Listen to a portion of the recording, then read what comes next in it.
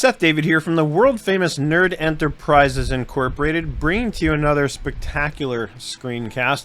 This time we're talking about AI at your fingertips, transforming e-commerce operations with Webgility. Now, I'm very excited to be able to bring you a video on Webgility. It is by far my favorite e-commerce app, heads and shoulders above the rest as far as I'm concerned, and I've looked at many. A lot of it has to do with the extreme flexibility you have in Webgility with respect to setting things up exactly the way you want it, setting things up according to what I feel is the right accounting workflow, right? Where I manage sales through sales channels and I manage payment gateways through payment gateway accounts in the chart of accounts, and everything flows just sort of perfectly from one place to the next. Webgility makes it easy for you to set all that up, and that's one of the main reasons why I love Webgility. Besides the fact that it's just a super solid project, they're one of the original e-commerce apps out there, and they've kept up and stayed ahead. But that's not what I'm here to talk to you about today. Today I want to talk to you about their new AI feature. Now, AI has come a very long way in a very short time, and yet it's still in its infancy, so a lot's going to change. But when I saw this feature, I got really excited to present this because I can clearly see where this is going. Now, normally, as I'm in Webgility here, I can click around into the different menu items here, especially analytics, and get into the data to see what's going on with my different sales channels. And just for context, we're here in a sample account, of course, and we're in a Shopify store, right? So everything I'm looking at here is based on this Shopify store. The way I see this going very clearly is I'm not going to need to sit here navigating through any kind of menu structure in time, because I'm just going to ask the AI to bring up on screen whatever it is I need to look at, to see. And I want to really just dive in and show you how this looks in Webgility. It's, as I said in the write-up, this is going to be the worst version of this that you ever see because it's the first one, right? It's just going to get better and better from here. So let's dive in. First, what you're looking for when you log into your Webgility account and you go into your store is you're looking for this AI icon right here at the very top right. You click that and it opens up and you can start asking questions.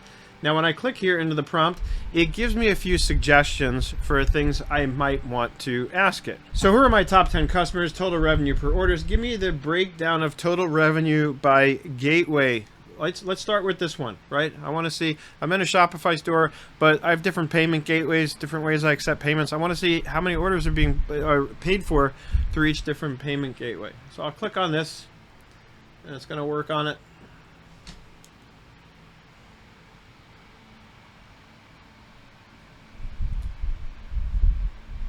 Okay, and I get a nice little pie chart that shows me, there's a chunk of sales in unknown, right? I'd have to dig into my Shopify store to find out what's going on there, right? I have manual, I have net 15 payment terms, Shopify payments, and so on. So it gives me the breakdown.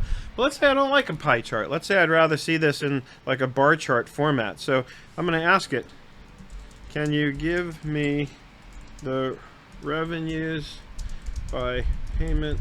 And if you're not familiar with like using AI, if you haven't really played around with ChatGPT or some other LLM, then I'll catch you up real quick. The key to querying an AI model is to be as detailed as you can. Think of it just like talking to a person, and the more specific and detailed you are about what you ask for, the more specific your response is going to be, right? So can you give me, and these AIs are pretty smart about typos, but still I like to be sure, so I do take the time to correct myself.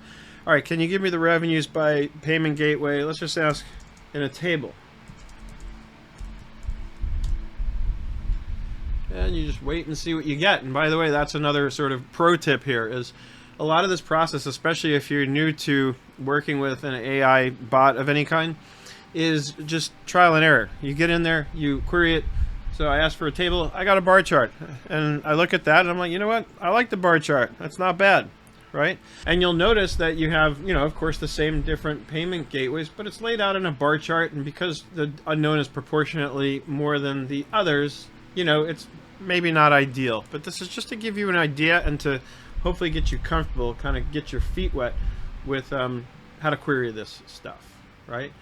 So what can we do next? Let's say I want sales from July 18th, right? So show me sales from July 18th. And I'm a little limited because it's a sandbox account, right? So otherwise I would have just said, give me sales from yesterday, which you can certainly do, and it'll show you that.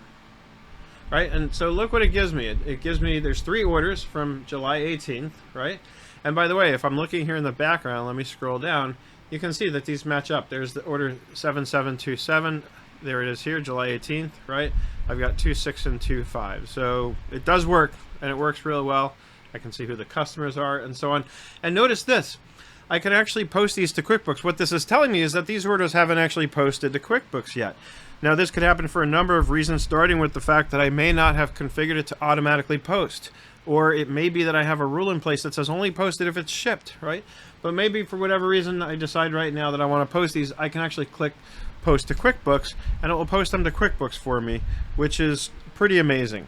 Okay, now how about another thing that you might likely want to ask it for, right?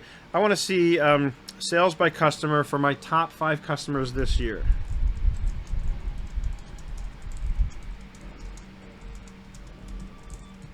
And when you're asking about something like that, you know, saying this year, or for that matter, giving it a time frame to work with will help. I tried it without that the first time, and it couldn't really produce a result, I think, because it doesn't know what, you know, time frame to source the data from.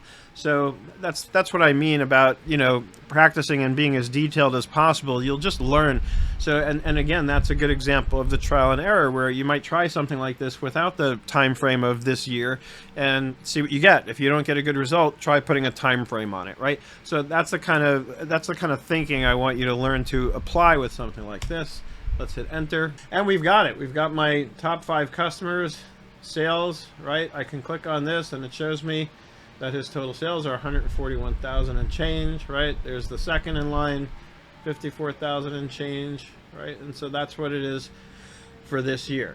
So again, I'm just trying to give you an idea. How about this one? Show me my product list.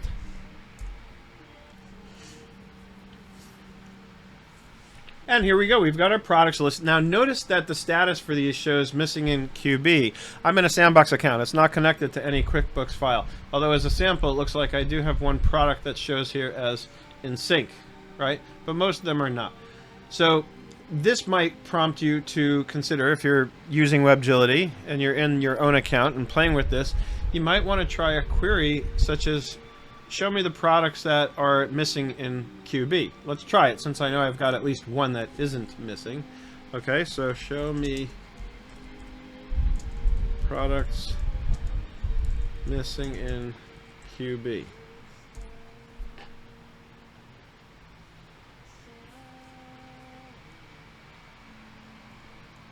Okay, and boom. And notice that product that we saw there a minute ago is no longer there because it was in sync, right? So there's nothing here that's going to show as in sync. So this is really cool, because then you could use this to, you know, then maybe in a separate tab or whatever, go through and fix all these products and get them synced in QB, right? This is something you can do by navigating through the structure, but as you can see, it's so much faster and more convenient, frankly, to be able to just query the AI bot and get that information. So I don't want to spend a whole lot of time. I think you get the idea, which is my point, is I wanted to show you just a few examples of me prompting the AI. Hopefully that should spark some inspiration for you. Really the best thing you can do, well, let's put it this way. You've got 3 choices here, I think, as far as what you can do. You can ignore the evolution of AI in e-commerce and do nothing until you're forced to, because at some point we're going to be forced to, because it's already pretty ubiquitous, but at some point it's going to become the only way, as opposed to navigating a menu structure. You can review this article and the examples I've given you and use that to make some notes, right? And do it when you get around to it. You know, maybe one day you'll get around to it.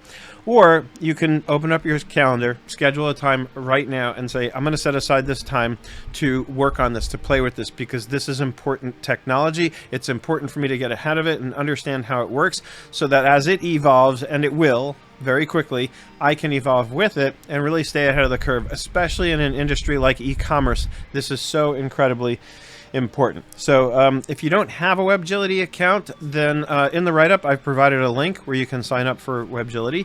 If you already have a Webgility account, then log in and start playing with this in beta and just start querying and seeing what kind of results you get, and then keep evolving with your queries so that you get better and better at understanding how to prompt it to get the results that you want. That is exactly how this process works. That's how you're going to learn. That's how you're going to get better at it, is by actually getting in there and playing with it. And don't get discouraged when you don't get a good result. The point is to go back and say, all right, how can I change my prompt to get a better result? And I gave you an example of that where, you know, if you don't include a timeline and you don't get a good result, throw the timeline in, all of a sudden, poof, you get a perfect result, right? So that's the story, and I'm sticking to it. Webgility, AI, this is the future. This is going to make e-commerce so much more efficient, so much more, so much easier for you to be able to stay on top of what's going on, what's working, what's not working, and how to manage all of your data, like your orders, things that aren't posted, things that are posted. This is the way for sure that you're going to see it going more and more into the future. That's it. As always, I hope you learned something here, had some fun along the way. I hope you're having an absolutely fantastic day, and I look forward to seeing you in the galaxy.